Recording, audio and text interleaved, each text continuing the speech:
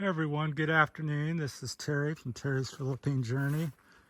Thought I'd make it one of my first videos over, and this is the story about my how my Terry's Philippine Journey got started. So my thoughts and approximate timetable and what has transpired up to today. And it may be a 2 or 3 parter because I don't know if I can get it all in 15-20 minutes or even an hour. So we'll go back to 1999, 2000, I believe. It was about 20 some years ago or so.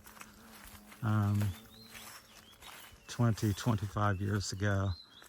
I was back in America, and I was around 50 something, roughly. Maybe 45, 50. Not too accurate here. I'm walking and talking, trying to watch my step here. But anyhow, back about 15, 20 years ago, I'm back in America. And I'd been married a couple times and dating some dating people, and working and chasing the American dream and doing all these types of things. Busy hustling, trying to make a buck, save a buck. And after a couple failed marriages in America, I met a Chinese lady, and we went out for a few months, and it didn't really work out. But what I did like and get from it was one, they're very beautiful, the Asian culture, in my opinion, the dark hair and dark eyes and everything, and also very hardworking and smart and loyal, very family oriented, very community oriented, very loyal. And that kind of really stuck with me. So after we parted ways, I started trying to look around for a few other American women again, dating. And I thought, how can a guy in Ohio living in a little country town find a Asian lady? I thought, well, dating apps or sites, and I thought, no, I despise them. I just don't like them. So I thought, well, I'll take matters into my own hands and kind of look around here.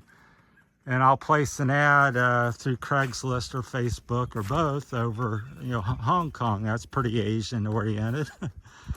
And so that's what I did. I got me 12, 15 responses. And pretty quickly, they fell to the wayside, most of them, except this one lady kept messaging me from day one. And I also messaged her. And we talked nonstop. Every day for a couple years, well, about a year. And then I said, well, why don't you come see me if you like me or like America? Obviously we could get married or something. But, come take a trip and, visit me here, take a little vacation, a couple weeks, a month or something. And she goes, well, I can't, I don't have money. And I thought, I was pretty naive because I've never traveled and been exposed to around the world or other cultures. And I said, what do you mean you don't have money? And she says, well, I'm from the Philippines and we don't have much money. And so I said, well, I'll pay for your trip. You stay with me. I'll, take care of all the expenses and pay for the filing the fee, the visa, tourist visa or whatever. And so that's what we did. I sent her $160 American to pay for the application. Then they denied her, is what happened. I thought a month or two went by and we continued talking. This was like on year 2 at this point almost. And I said, well, file again, I'll send you another 160. So she did, and they denied her again. So I said, that's, I just really just disappointed with that and upset. And it's like, how can they deny you? I've wrote a letter and, let you know and let them know that I'm going to take care of you. You're not here just on your own looking for work or whatever. You're come as my guest. And so at that point, I contacted an immigration attorney and went into her office, made an appointment, went in, and I sat down. I said, yeah, I've been talking to this Philippine lady over in Hong Kong for a couple years, and this is what's happened. They've denied her a couple times, and they said, she kind of laughed at me. She says, you don't really understand. You're kind of, naive or something. She didn't really say that, but she says, you just don't understand. I said, no, I don't. I said, I have money. I've invited this lady to come over. I've offered to pay for everything. Why can't they do that? And then she proceeded to explain that the Philippines and certain other countries are kind of blackballed, that we don't want them coming over unless you're very successful and have a house and lots of income. So we just don't allow it. We make it difficult for them to travel, being the U.S.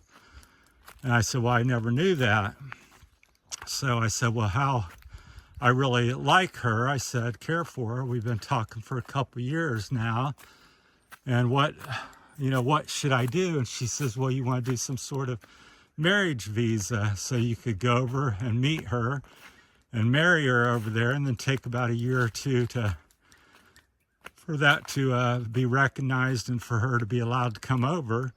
Or you can do a K1 visa, which would be half that time or so, and do that type of visa. And I said, well, I'll do the K1 visa. What do I got to do? She said, well, you have to fly to Hong Kong, take pictures of you two, save receipts of your dinners and hotel, and take lots of pictures, document your trip, bring all that back with you, and I'll file it for you.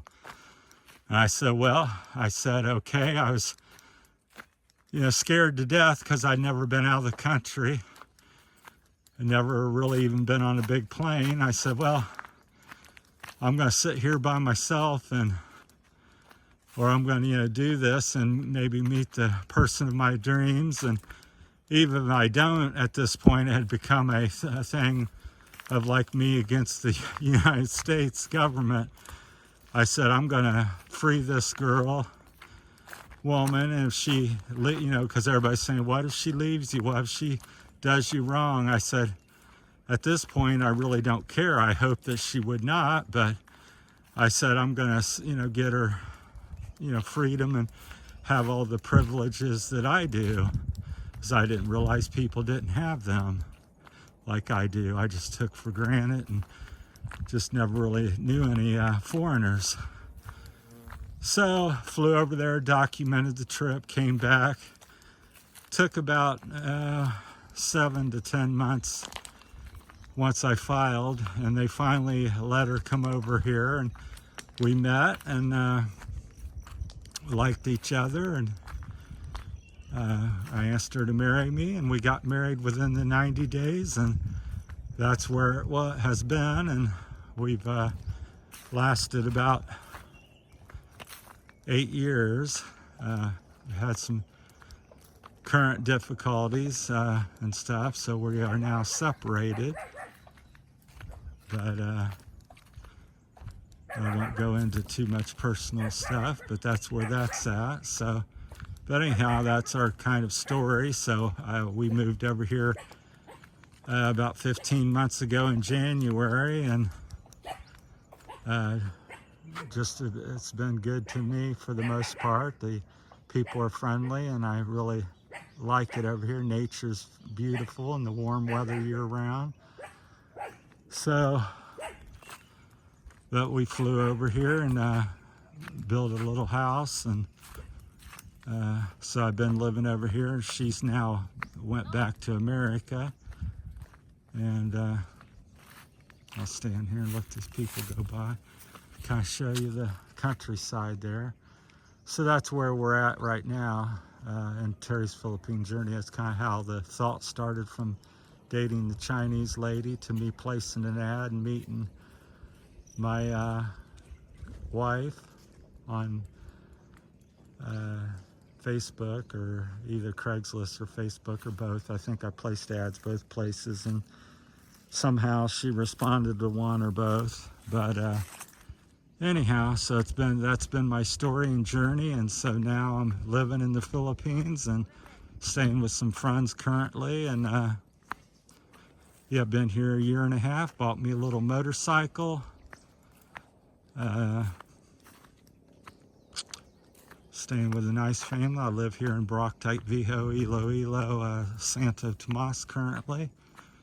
And yeah, it's not been all perfect, but it's sure has been an adventure. And overall, I'll take what's happened, and I don't have really any regrets at this point. So I'm that type of person, try not to live with regrets, and so I've enjoyed most things about it. And so I wanted a change and adventure. I'm not one of the people like, oh, I hate America, America's no good, and America's got all these problems. Well, it certainly has its problems, but also has a lot of strong points. The same with the Philippines here.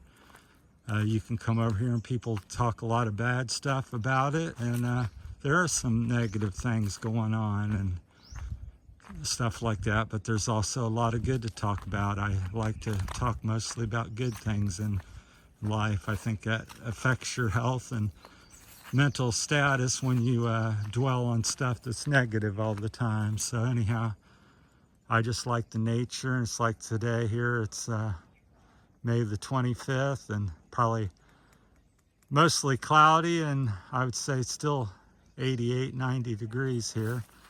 Walking down to San Fernando, and just thought I'd share the journey here and recount my Philippine journey, the beginnings of it. So that was some stuff that went through my head and I was thinking about, and kind of what transpired. So I knew my timeline didn't really add up. I'm like, yeah, so it's been between about 15 and 20 years probably since it started. So